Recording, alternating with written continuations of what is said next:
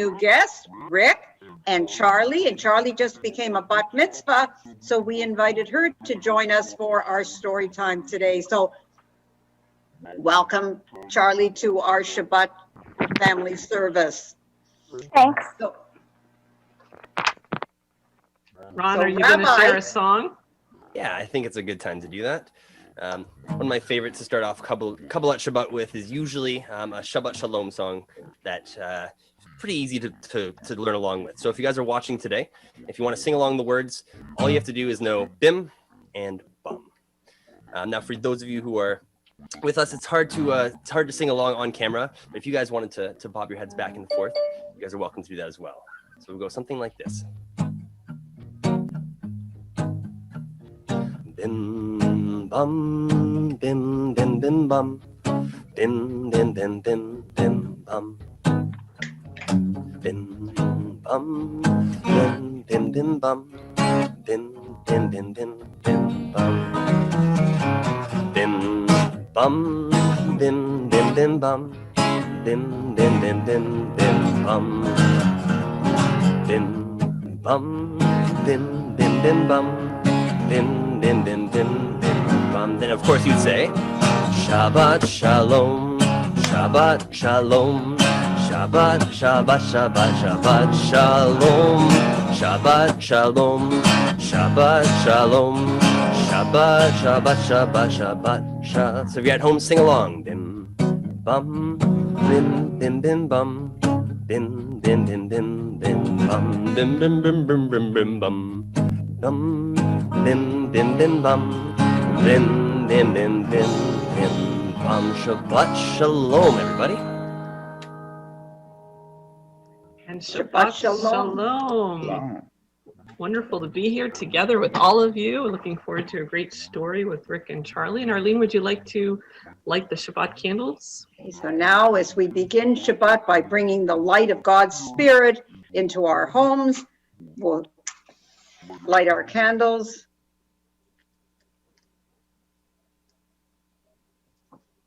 We'll close our eyes. Baruch atah Adonai Eloheinu melech haolam asher kiddushanu b'mitzvotav v'tzivanu lahadlik ner shel Shabbat.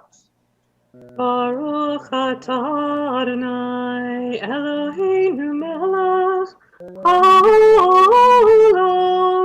asher kiddushanu b'mitzvotav v'tzivanu Lehadlik ner shel Shabbat.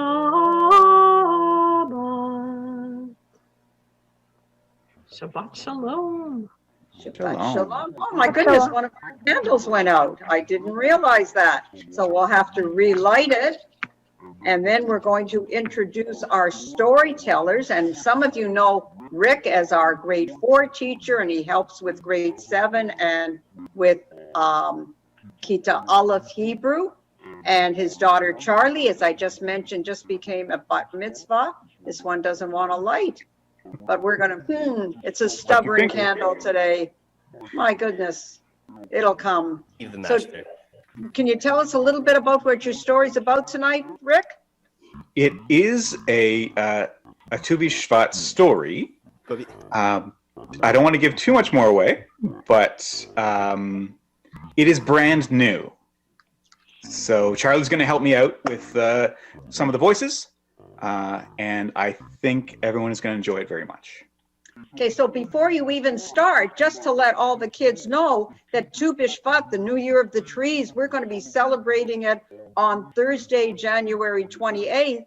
And as a gift from the Federation, with our help, every family that has kids in the school, we're going to be delivering a Tu B'Shvat family gift box to your homes sometime during that week. So look forward to the week of June 22nd onward. You're going to be getting a home delivery from one of our volunteer teachers or parents, and you're going to be able to celebrate Tu B'Shvat, and I gather do some planting. So thank you, Charlie. Rick, take it away. All right, you ready, Charlie? Yep. Okay, the story is called Carl. Every year at Tu B'Shvat, Lila and her 6 brothers have a contest. Each of them goes out into the woods and tries to find the best tree to represent the holiday. Sometimes the one with the sweetest tasting fruit wins the contest. Other times it's the one with the most beautiful leaves. But whichever tree wins each year, one thing is for sure. Lila never picks a winner. This year, just before the holiday, Lila was walking in the woods hoping to find something special for this year's contest. What she found was a very curious looking tree. It was a little bent and twisted. Leaves were growing a lot out of one side and only a little on the other, and not at all on top, as if it had a bald spot. The bark was bumpy and warty looking, and the fruit that hung from its branches was the strangest shade of blue and purple that Lila had ever seen. And they had a smell that not even the insects would go near. Just then a bird tried to land on the tree, but its branches were so waxy that the bird slipped right off and landed on the ground with a little thump. Annoyed, the bird shook its wing at the tree and then flew off. Hi. Mumbled the tree. Hi, Said Lila. I'm Lila. I'm Carl. It's nice to meet you. I'm looking for the perfect tree for a contest. He said. Oh, I'm afraid that won't be me. If you don't mind my asking, what kind of tree are you? I'm a foot fruit tree. He said shyly. I'm sorry, what now? Go ahead and try one. Then you'll know why I'm called that. Lila reached up and pulled one of the strange fruits down. It smelled like feet. Lila scrunched up her nose, but tried to be polite. It's, different. In fact, it's not like any fruit I've smelled before. Oh, I know it's terrible. All the other trees have nice smelling fruit, but not me.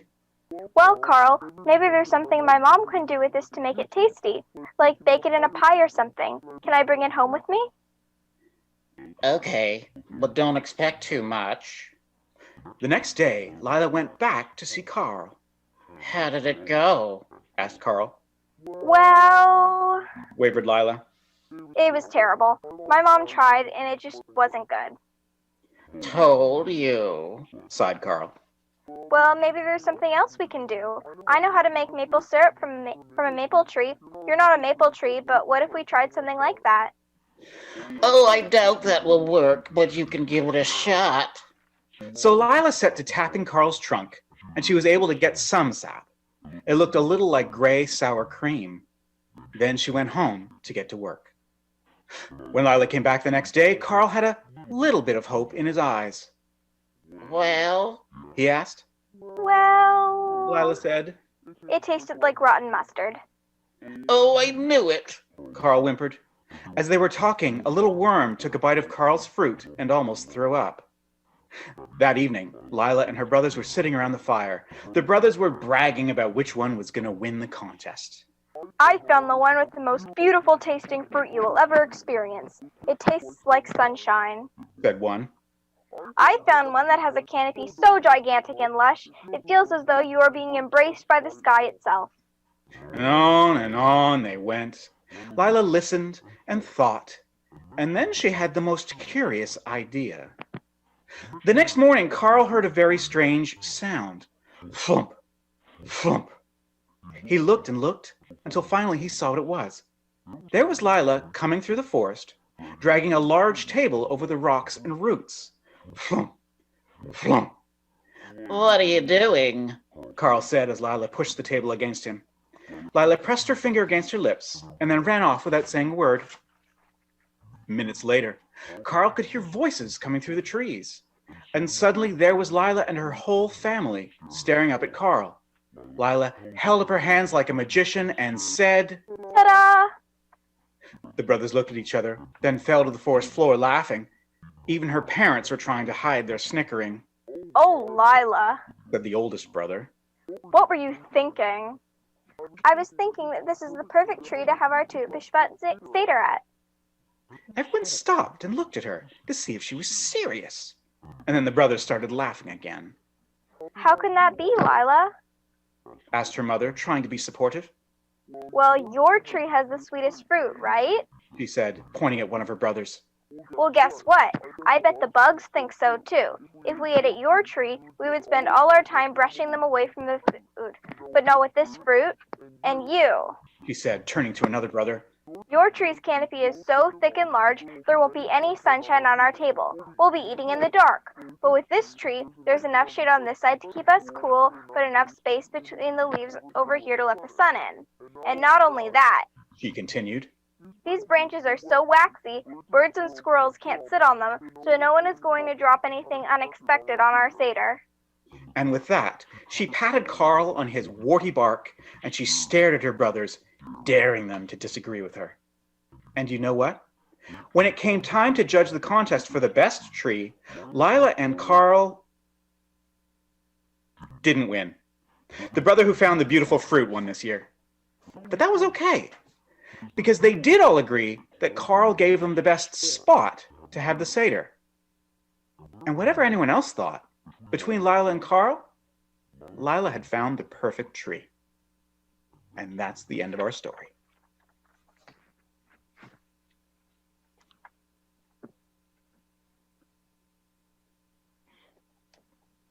That's a lovely story. Thank you so much for writing it, and thank you both for presenting it so beautifully.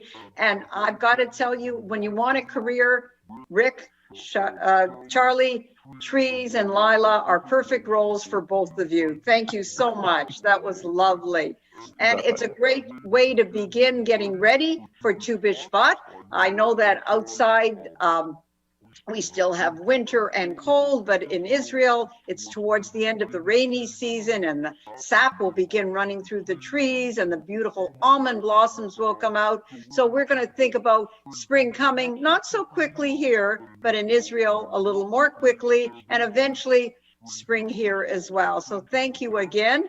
And Ron, do we have any tree or spring songs that you can lead us in now? Yeah, one of my favorite ones we used to do with all the Beit Sefer Solel kids was Turn the World Around, a song that talks about the different elements that we come from. And Tu B'Shvat is all about, the root of life, right? The seed of life. So we are all connected by the seed of life. That's how I put that together. It goes like this.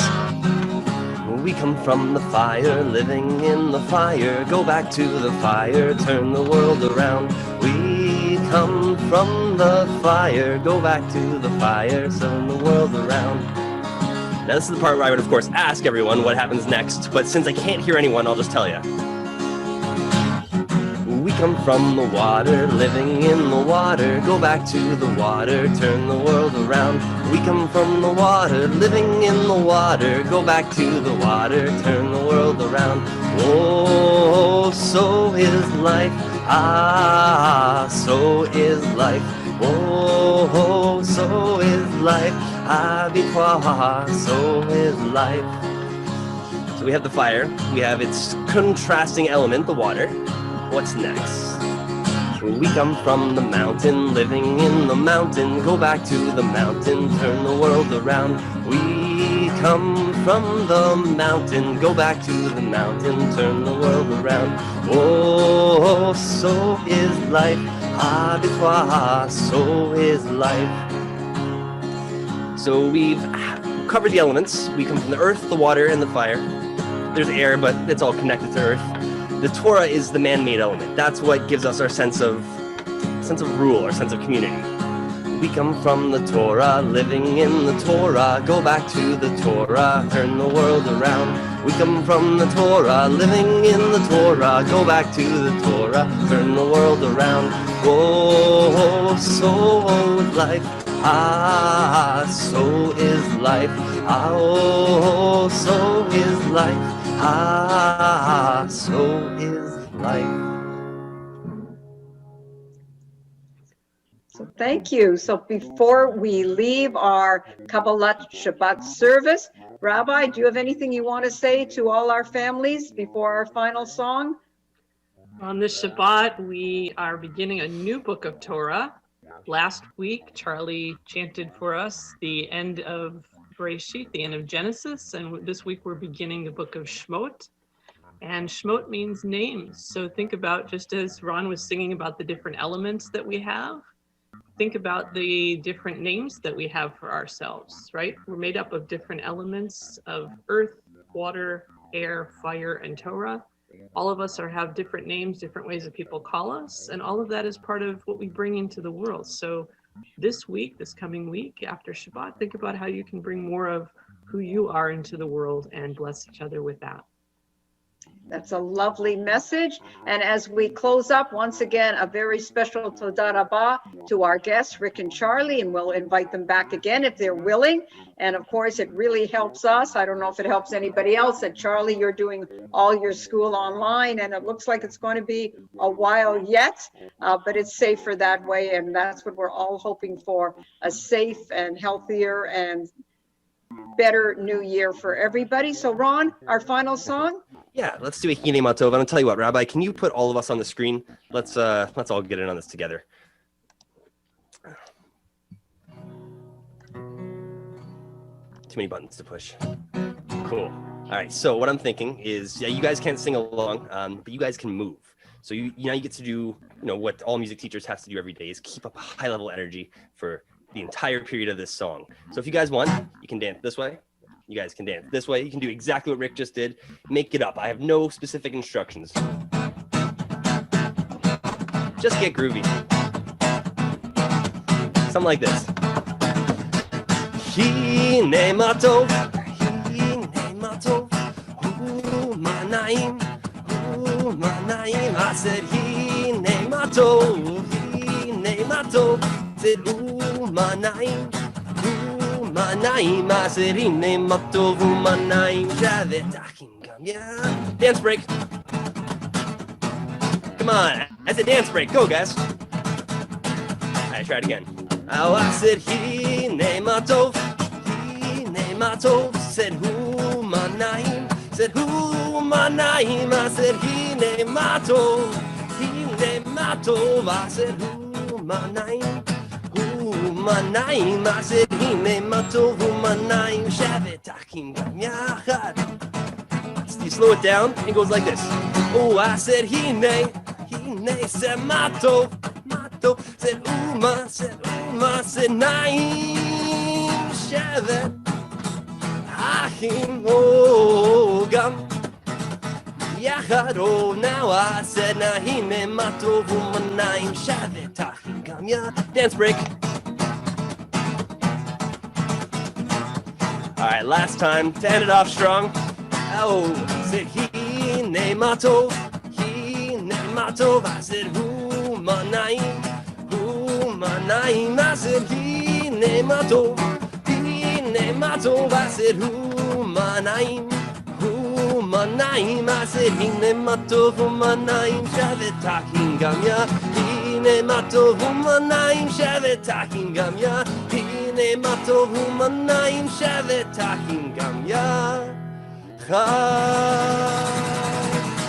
You all must be teachers or something. You're very good at that. Shabbat shalom, everybody. Shabbat shalom. Thank you to everyone.